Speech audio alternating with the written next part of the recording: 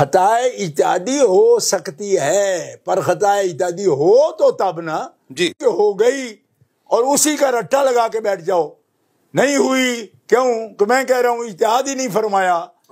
بیٹی باپ کا ورثہ مانگے تو اس میں اجتہاد کی کیا ضرورت ہے؟ کمال ہے۔ اب یہ بہار شریعت جو ہے یہ تو کوئی اجنبی کتاب نہیں ہمارے اہل سنت کے لحاظ سے، ہر امام خطیب کی چھوٹی لائبریری ہے یا بڑی ہے تو یہ ضرور وہاں جلوہ گر ہوتی ہے، اور باقی شریعت کی بہار ہے۔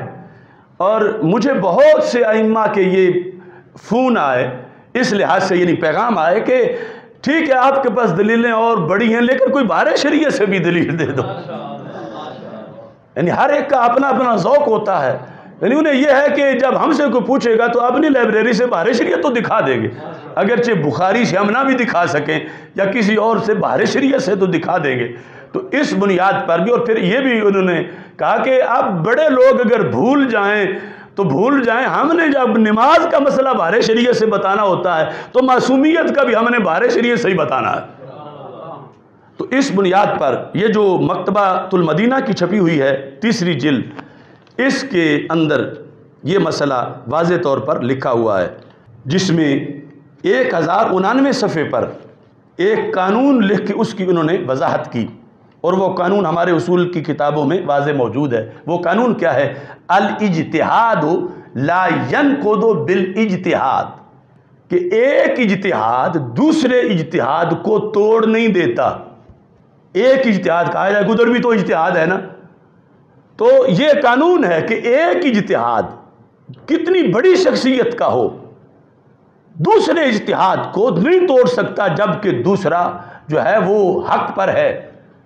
تو ایک اجتہاد دوسرے اجتہاد کو نہیں توڑ سکتا، یہ اب اس کی وضاحت کرتے ہیں۔ یعنی ایک اجتہاد دوسرے اجتہاد سے ساقط نہیں ہوتا، یعنی ٹوٹتا نہیں ہے۔ اس قاعدہ کی بنیاد صحابہ کرام رضی اللہ تعالیٰ عنہ کا عمل ہے کہ سیدنا حضرت ابو بکر صدیق رضی اللہ تعالیٰ عنہ نے چند مسائل کے سلسلے میں حکم صادر فرمایا، آپ کا اجتہاد تھا، حکم صادر فرمایا، جس کی مخالفت سیدنا عمر رضی اللہ تعالیٰ عنہ نے کی، مگر سیدنا ابو بکر صدیق رضی اللہ تعالیٰ عنہ کا حکم اس سے نہ ساکت ہوا نہ کالعدم ہوا۔ یعنی حضرت عمر جیسا انسان، لو کان بعدی نبی لکان عمر، ان کا اجتہاد مقابلے میں آ گیا، اور اجتہاد ہوتے ہی تب ہے جب خلوص سے ہو، دنیا داری اس میں کوئی نہ ہو۔ تو اجتہاد مقابلے میں آنے کے بعد بھی حضرت صدیق اکبر رضی اللہ تعالیٰ عنہ کا اجتہاد نہیں ٹوٹا، حکم وہی نافذ ہوا، اور اس میں کوئی حضرت عمر رضی اللہ تعالیٰ عنہ کی توہین نہیں ہوئی۔ یہ تو بار بار صحابہ میں ہوتا رہا۔ حضرت عبداللہ بن مسعود اور حضرت علی رضی اللہ تعالیٰ عنہ کا ایک مسئلے میں اختلاف ہوا۔ یہ جو بحر العلوم ہے فواتح الرحمود، اس میں لکھا ہوا ہے کہ یہ اہل بیت اطہار رضی اللہ تعالیٰ عنہ کا اپنا عقیدہ تھا، کیا کہ اجتہاد میں ہم سے خطا ہو سکتی ہے، یعنی ہم وہ نظریہ پیش کر رہے ہیں جو اہل بیت کا اپنا نظریہ ہے، کیونکہ ہم ہیں علی والے اور ہم ہیں ابو بکر صدیق والے رضی اللہ تعالیٰ عنہما، تو یہ ان کا اپنا نظریہ ہے کہ ہم سے اجتہاد میں خطا ہو سکتی ہے۔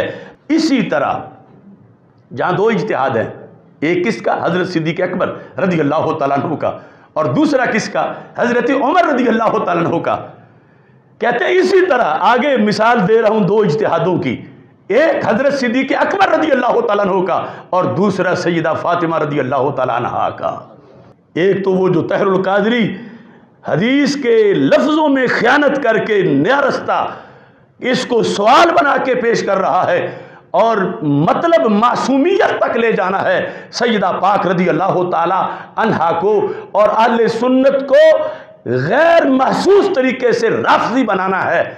اس کا رد بھی یہاں بہار شریعت سے سامنے آ گیا کہ یہاں اجتہاد تھا اور دونوں طرف سے تھا، یہ کوئی سوال نہیں تھا، یہ دعویٰ تھا، اور اس کے اندر اجتہاد تھا، اور سوال اس معنی میں کہ کوئی مسئلہ پوچھنا یا استفسار اس میں ہرگز نہیں تھا۔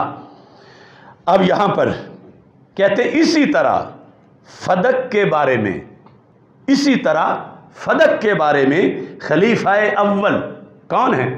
حضرت صدیق اکبر رضی اللہ تعالیٰ عنہ خلیفہ اول کا حکم ایک طرف اجتہاد، دوسری طرف حضرت عباس، حضرت فاطمہ اور حضرت علی رضی اللہ تعالی عنہم کے اجتہاد سے نہ ٹوٹا نہ ساکت ہوا،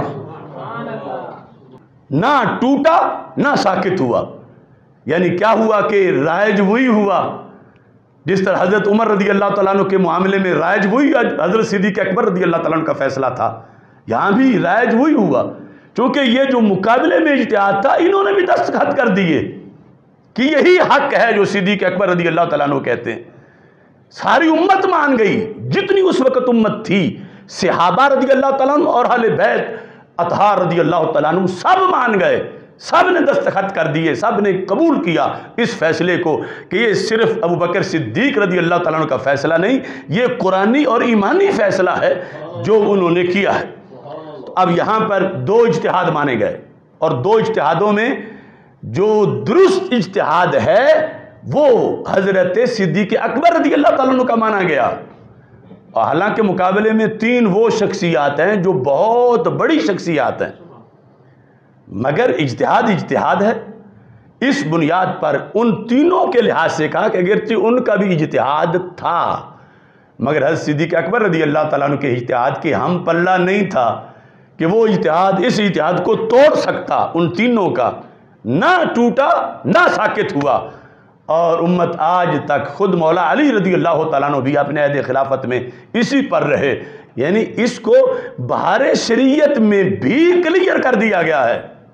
اب اگر کوئی اردو کتابیں بھی نہ پڑھے اور ہمیں کہے جی اس کو علم کا حیضہ ہو گیا ہے، یہ کسی کو پلے نہیں باندھتا، یہ میں تو کہہ رہا ہوں کہ کسی کے پاس کوئی دلیل ہے تو وہ پیش تو کرے، دلیل پیش نہ کرے اور صرف تانے دیتے رہے تو اس طرح تو مسئلہ حل نہیں ہوگا۔ اس واسطے میں جو مباحث معصومیت کانفرنس میں نے ہمارے جو مفتی اعظم صاحب ہیں ان کو باقاعدہ انٹری کی مبارک دی ہے کہ تم تشریف لے آئے ہو، تو اب اتنے دنوں کے بعد تو اب آپ جاؤ اپنی کوئی دلیل پیش کرو کہ کیا کرنا ہے۔ اگر یہاں خطا کی نسبت کرنا خطا ہے تو وہ کیا معاملہ ہے، اس لحاظ سے میرا پیغام بھی ان تک یقیناً اب پہنچ چکا ہوگا۔